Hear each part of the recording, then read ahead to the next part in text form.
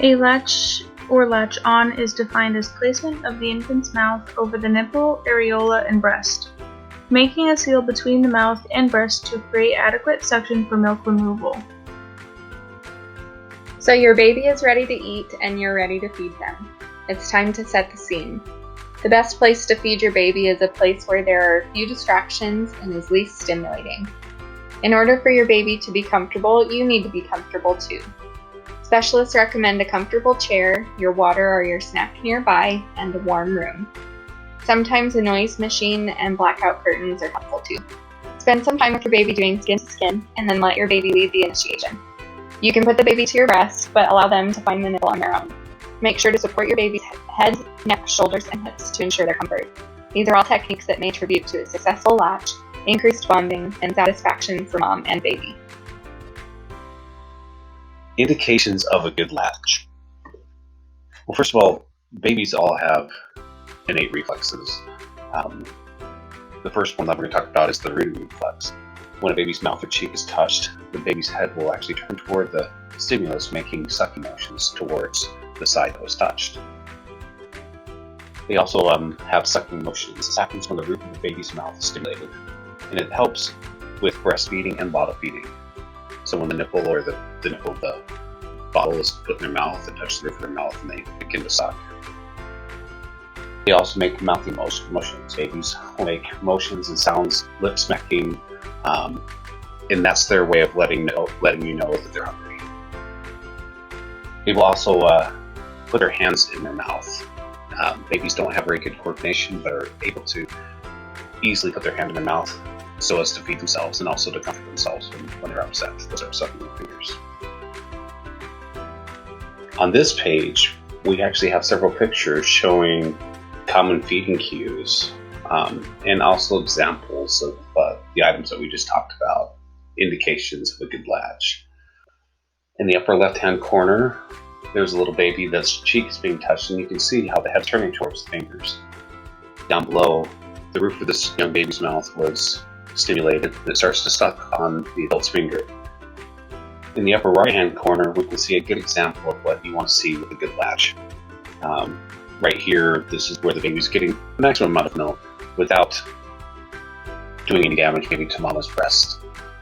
And down below that, you can see how this little infant has put his fingers in his mouth successfully and is comforting himself. Not necessarily feeding himself, but definitely gains comfort out of this. So on this page, we're going to talk about the importance of a successful latch and the detriments of an unsuccessful latch. A shallow latch can lead to nipple damage, blisters, cracks, fissures, bruises, bleeding, and scabbing, which causes a lot of pain for mom. When baby doesn't latch successfully, they don't get enough milk intake, which means that the milk ducts aren't being compressed properly, so mom's not supplying enough milk. And there might be a cessation of feeding altogether due to pain for the baby.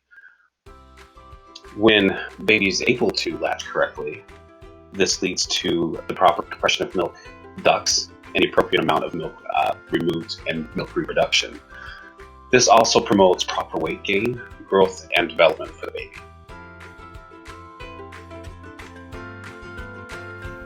Now let's talk about contraindications to breastfeeding. These can be reasons why you shouldn't be allowed to breastfeed your baby.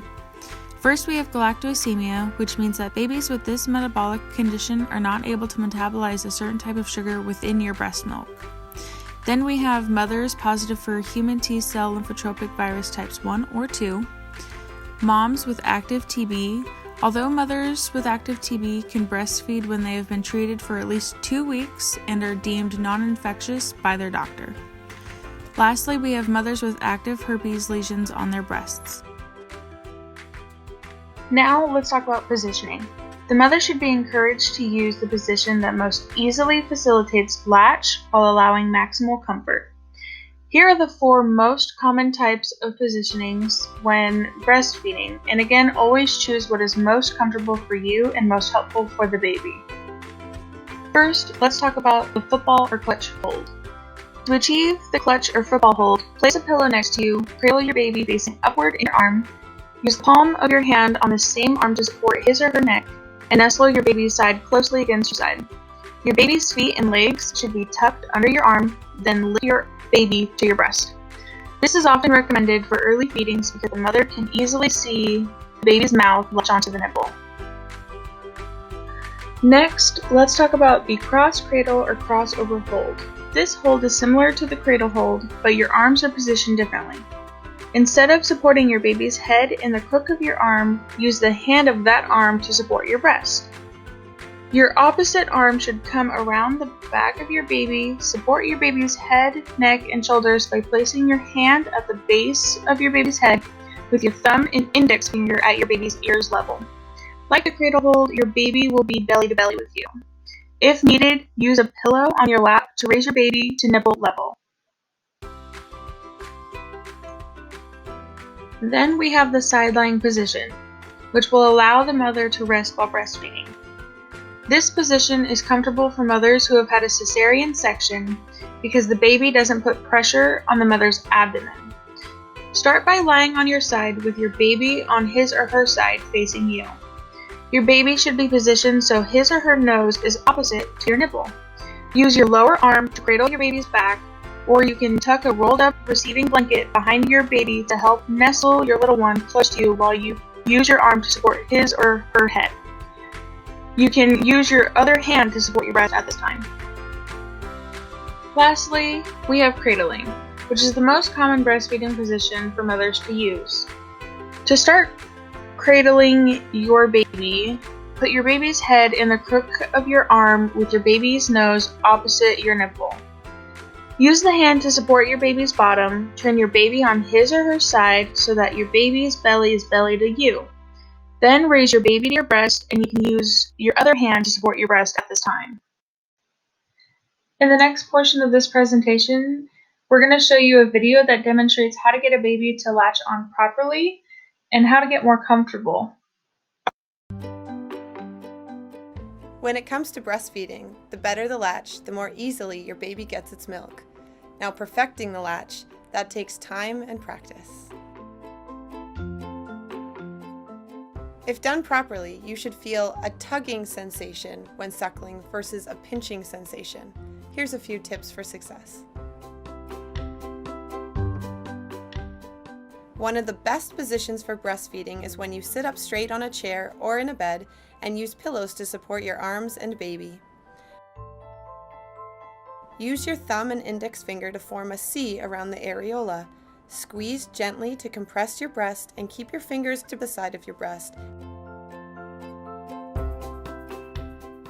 All babies have receded chins, so place the lower jaw well behind the base of the nipple and then tilt baby's head to latch the top jaw. Be sure to place as much of the areola as possible into your baby's mouth. Remember, breastfeeding is a learned skill. It takes time to perfect. If your baby's feeding well and you have no pain, then you've done it right.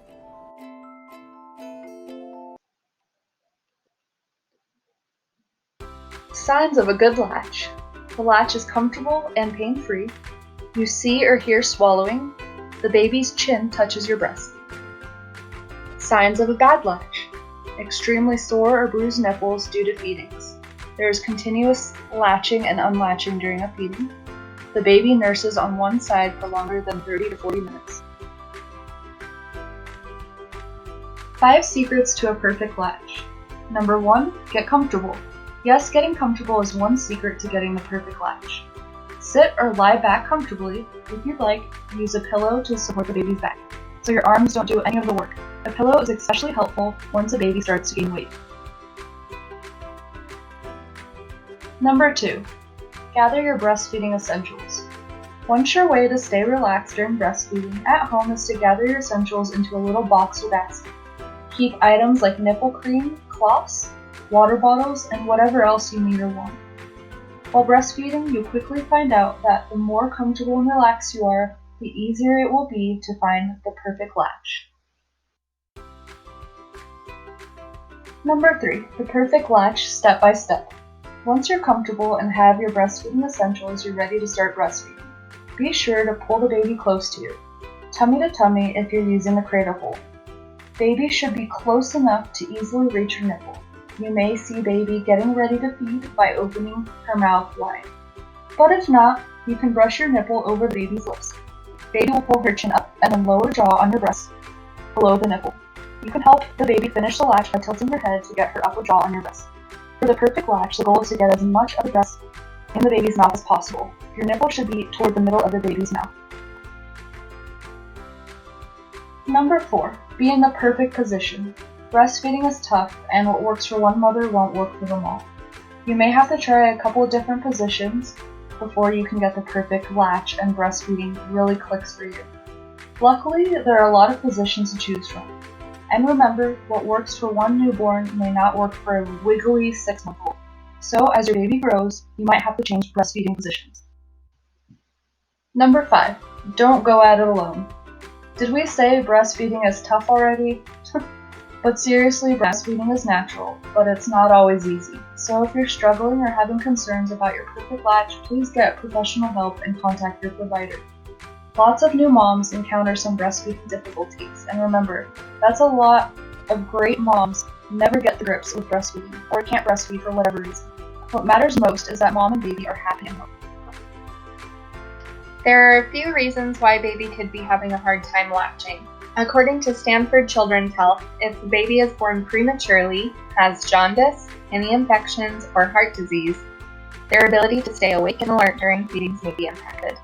Tongue ties are one of the more common complications in achieving a good latch. These complications are usually present at birth. The little piece of tissue connecting the baby's tongue to the bottom of their mouth is short, thick, or tight, causing limited mobility in their tongue. If the baby isn't focused on feeding or is too tired, they may not get that correct latch. As far as maternal complications go, poor positioning can limit the ability to latch properly. Pain medications from delivery can cross the placenta too. An example of this is the epidural. The sedative effect of these medications can last for a while for the baby and cause a delay in lactation for mom. Now, concerning breastfeeding, mom and baby might experience signs of withdrawal. And for baby, this can include signs of prolonged crying, sleeplessness, excessive sucking of hands, and poor feeding. With mom, you might see some mood changes, some mastitis, and engorgement of her breasts. The breastfeeding bonding between mother and baby is very important. When you breastfeed your baby, you tap into a valuable resource for mothering and nurturing your baby. When you choose to breastfeed, you continue the bonding experience that you and your baby experienced during pregnancy. Your body continues to provide nourishment, warmth, comfort, and safety just as it did when your baby was inside you. Once you've mastered the perfect latch, breastfeeding bonding will make mothering so much easier. We hope you've enjoyed this video about the importance of a perfect latch. This has been brought to you by Sam, Beth, Tom, and Alexandra. If you have any further questions about the information listed on this video, please refer to the references listed below.